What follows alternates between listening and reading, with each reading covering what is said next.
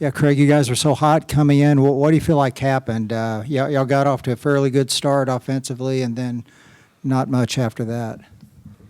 Um, Game plan wise, I felt like we had a great week. We did everything that we were supposed to do. Props to Kansas. They came out with a great game plan as well. And, the chips just fell in their pockets today, and that's just how the thing went.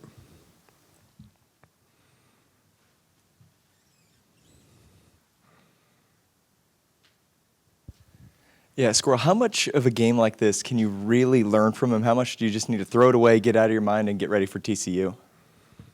There's a lot to learn from this game. We didn't play our best game, But like you said, moving forward, just throw this game away, start looking forward to TCU, come back to work on Monday, and start preparing for TCU. Craig, anything that you saw from them defensively where they were kind of taking some of the running lanes away from you guys? It seemed like the stretch plays weren't getting the productivity that you guys normally find.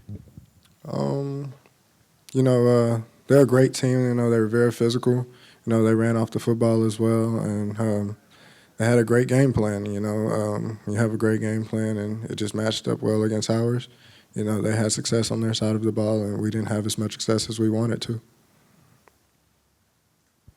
Craig, there's been some tough losses this year, but this one felt a little bit different. Was there almost some shock at some point in that game from this team? Yeah, I'd say it's some shock. Coming into this game, like I said about before, we had a great game plan. We were looking forward to coming out on top of this game, and they came out and they played a little harder than us, so props to them. And we'll learn from it. We'll come back to work on Monday and be ready for TCU. Dillon, the result of this game had to be a pretty big shock to y'all, just considering how well y'all had been playing. What did you feel like happened out there for you guys? Just didn't do simple better. I think it comes down to that. You can throw as many mantras, as many mottos out as you want. We just didn't do it today, and it's disappointing. Yeah, certainly. I mean, there's no really way to sugarcoat it. We just didn't play good football today. We didn't play assignment football today. I'm sure there will be good things to take off the tape, but obviously the result is something that we're not happy with. But in times like this, I think it's important to keep perspective. I just walked into a locker room with 100 of my best friends. They're all as heartbroken as me, and they all love each other.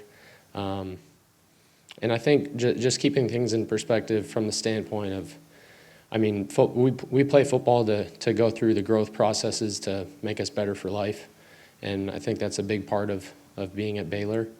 And so just knowing those things and knowing that we have 2 weeks to show growth on tape here and play for each other. I only get to line up behind Apu a couple more times, I guess 3. I love him to death. I get to play opposite Blake Shapen 3 more times. And that's hard. Definitely makes me emotional to talk about. But, I love those guys to death, and would rather be on no other team even tonight. So. Dillon, it seemed like that 97-yard drive by them when they took advantage of the interception and scored seemed to kind of change the whole tenor of this game. Did it seem like it took something out of you guys, or the way you responded to that, or how did you see that? Yeah, football is certainly a momentum game. But we try to go out there and do our best every snap. So it's not. We try not to feel those ebbs and flows. We try to go and be where our feet are and be present in every snap and communicate. And the keys to every snap, it doesn't change. Playing good defensive football is the same thing every time.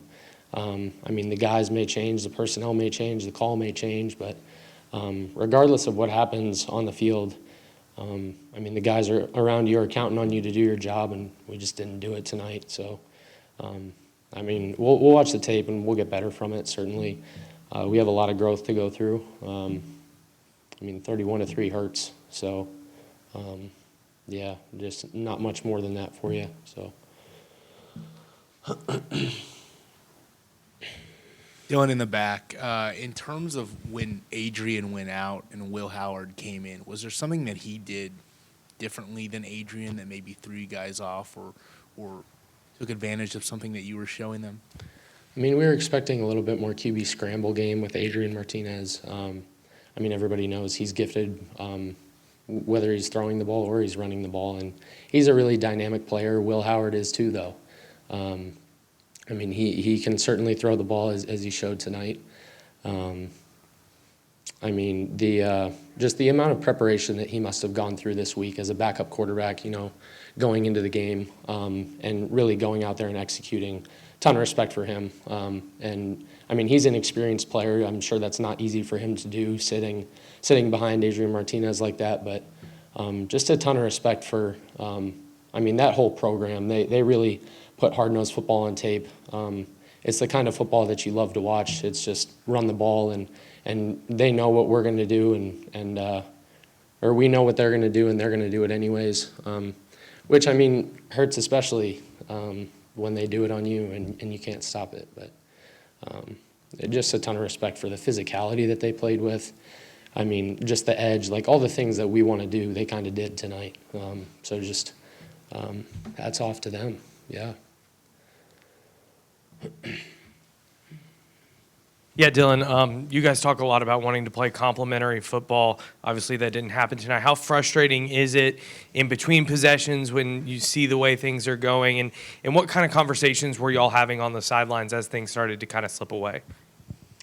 I don't think frustrating is a fair word to use when we watch the offense go out there, because we love them. Like, we're playing for each other.